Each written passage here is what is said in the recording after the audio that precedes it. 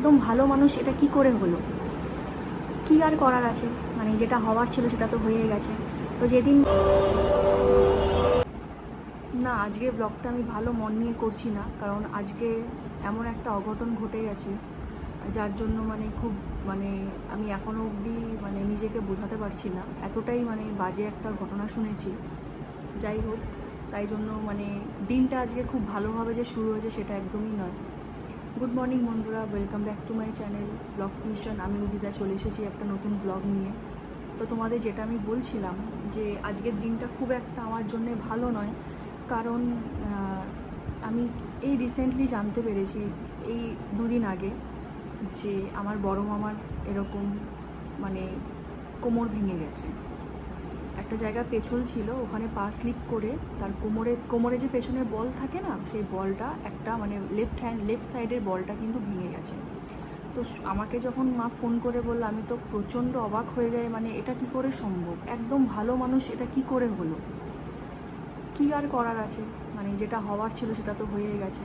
তো যেদিন মামার এরকম হলো তার ঠিক পরের দিনই মামাকে অ্যাডমিট করে অপারেশন করা হয়েছে। তো এখন মামা বাড়ি এসেছে।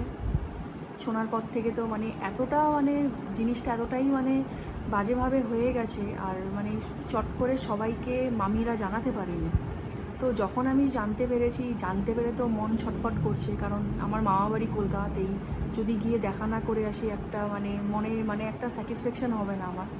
তাই জন্যই বলছিলাম যে দিনটা আমার আজকে একদমই সেরকমভাবে স্টার্ট হয়নি, যে সকাল থেকে আমি কোনোরকমভাবে ব্লগও বানাতে পারিনি।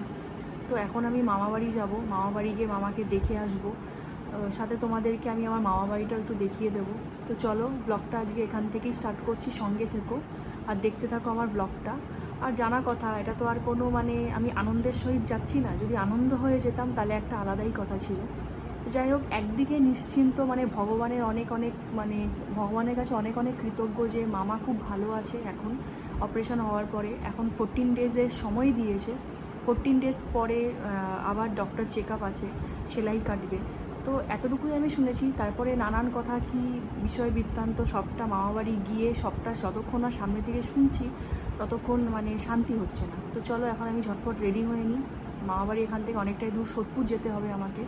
তো এখন প্রায় অনেকটাই দেরি হয়ে গেছে, এখন না বেরোলে গিয়ে ফিরে আসতে অনেকটাই লেট হয়ে যাবে। তো চলো, আমি এখন ফটাফট রেডি হয়ে নিই, তারপরে আবার ব্লগটাকে কন্টিনিউ করছি, সঙ্গে থেকো।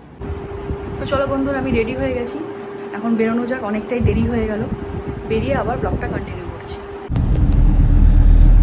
চলো, বেরিয়ে পড়েছি। রাস্তাঘাট অনেকটাই ফাঁকা ফাঁকা আছে, নাহলে এই রাস্তাটা খুব ট্রাফিক থাকে। প্রায় অলমোস্ট চলে এসেছি, পৌঁছে যাব কিছুক্ষণের মধ্যে।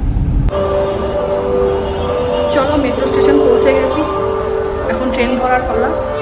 দমদম যাব, ওখান থেকে সোদপুর যাব। মেট্রো স্টেশন পৌঁছে গেছি।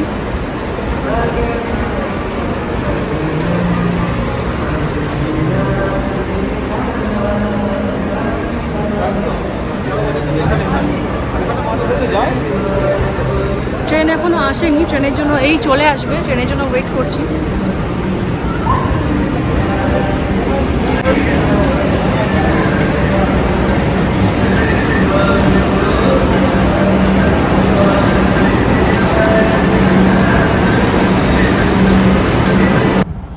পুকুরটা কিন্তু এখন বাঁধিয়ে দিয়েছে,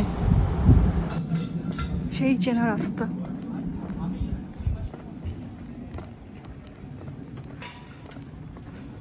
অনেক দিন পর আসলাম, খুবই ভালো লাগছে, তবে একটা ভালো লাগার সাথে আসেনি।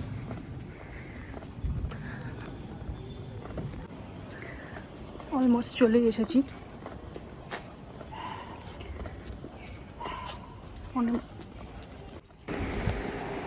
এই যে আমার মামা বাড়ি, অলরেডি চলে এসেছি। তো চলো, এখন ভেতরে যাওয়া যাক, বা ভেতরে গিয়ে বাবা মামার সঙ্গে দেখা করে নিই, সে কেমন আছে। দিদার সাথে বসে বসে আমি গল্প করছিলাম, দিদা মালা করছিল, ওই মামারই যা গল্প করছিলাম দিদার সঙ্গে বসে বসে।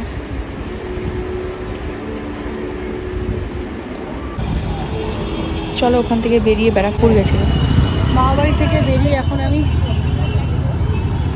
ব্যারাকপুর এসে গেছি। ব্যারাকপুর দাদা বৌদি থেকে এখন বিরিয়ানি নিয়ে দেন বাড়ি যাবো। দেখো হোটেলের সামনে আমি পৌঁছে গেছি, প্রায় একটু রাশ কম ছিল। যে দাদা বৌদির হোটেল।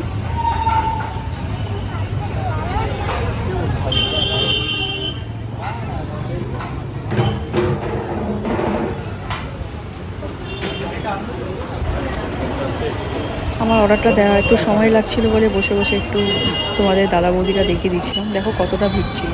আমার বিরিয়ানি নেওয়া হয়ে গেছে, এবার বাড়ি যাচ্ছি। আজকে অত ভিড় ছিল না, ফটাফট আমার নেওয়া হয়ে গেছে। চলো এবার বাড়ি যাওয়া যাক। এবার আমি ট্রেনে উঠবো। আজকে অনেকটা হেক্টিক ডে হয়ে গেছে। সোদপুর থেকে আবার ব্যারাকপুর, দেন এখন আবার ব্যারাকপুর থেকে যাব দমদম, দমদম থেকে তারপরে আবার যাব রবীন্দ্র সরোবর। অনেকটাই, বাট খুব ভালো লাগছে, অনেকদিন পর বেরোলাম।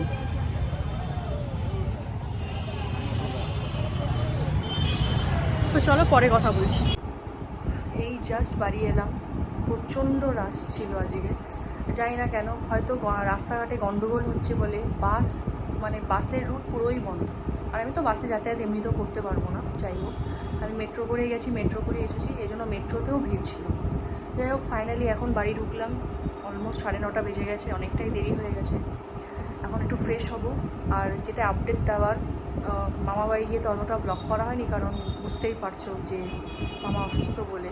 তো একদিকে একটু নিশ্চিন্ত যে মামা এখন একটু সুস্থ আছে অপারেশনটা হওয়ার পর।